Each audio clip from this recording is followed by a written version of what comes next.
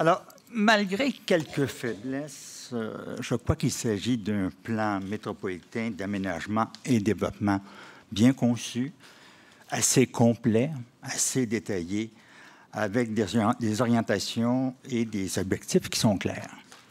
Maintenant, ça, c'est l'avis des normalistes. Le défi, c'est comment stimuler une vision d'ensemble enlevante et dynamique chez la population. Rappelez-vous du projet Archipel, qui avait suscité beaucoup d'intérêt dans les années 80, 85, 86, et qui est mort de sa belle mort parce que la population n'y a pas participé, n'a pas été invitée à s'y concerter.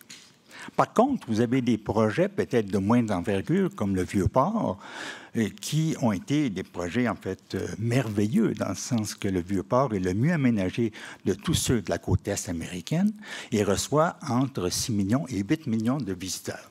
Pourquoi? C'est que le gouvernement a mis de l'avant un projet. Les gens ont dit non, c'est pas ça qu'on veut.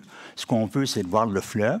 On veut se promener, puis on veut s'imprégner de l'ambiance maritime. Un gouvernement qui était en fait censé a dit oui, allez-y, ça ne coûtera pas cher. Et effectivement, ça a produit un lieu absolument, disons, magnifique.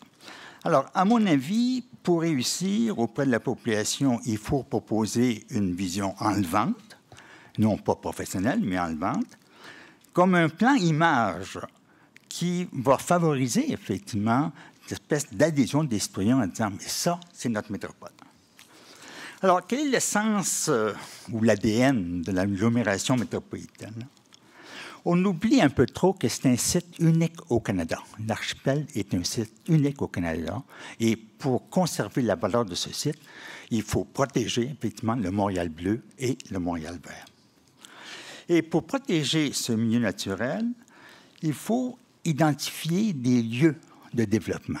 Et effectivement, le plan, identifie des lieux qui ont fait partie de l'histoire socio-économique de la métropole, que sont des noyaux tels que le centre-ville de Montréal, Saint-Laurent-Dorval, Anjou, Laval et Longueuil. Alors, si on mettait de l'avant cette idée, cette vision d'une métropole polycentrique, en disant « ça, c'est clair, ça, c'est simple, mais ça, c'est motivant ». Parmi les exemples de ceux qui ont réussi des plans métropolitains, en Amérique du Nord, vous avez Vancouver. Vancouver est parti d'une seule idée. Il faut protéger notre territoire naturel. Il protège 2/3 de territoire naturel. Et c'est pour ça que le centre-ville a monté, disons, en hauteur. Portland, dans l'Oregon, exactement de la même façon, en disant nous sommes coincés dans une vallée de la rivière Willamette, je ne me trompe pas, et il faut protéger cet environnement-là qui compte parmi les plus magnifiques des États-Unis. Et là, ça a été compris par la population, et par la suite, les transports, les plans, etc., ont suffi. Donc, les professionnels suivent, mais ça prend effectivement une adhésion collective, disons, au départ. Donc, si on veut réussir ce plan métropolitain, selon moi, je peux me tromper, là, il faut mettre de l'avant des orientations et des objectifs qui peuvent être appropriés par les citoyens. Et la vision, disons, d'une ville ou d'une métropole avec plusieurs noyaux, ça, c'est compréhensible. Faire preuve de leadership, ça, on a beaucoup de travail à faire. Et, à mon avis, le reste va suivre. Les autorités, les professionnels, les urbanistes, etc.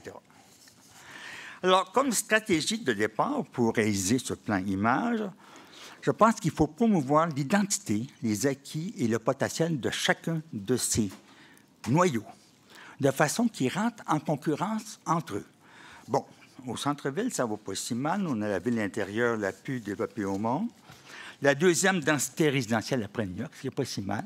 Mais il y a encore beaucoup à faire pour accroître le confort du milieu de vie. Le pôle Saint-Laurent-Dorval, c'est un pôle drôlement intéressant. Il y a encore beaucoup, beaucoup de lieux à développer.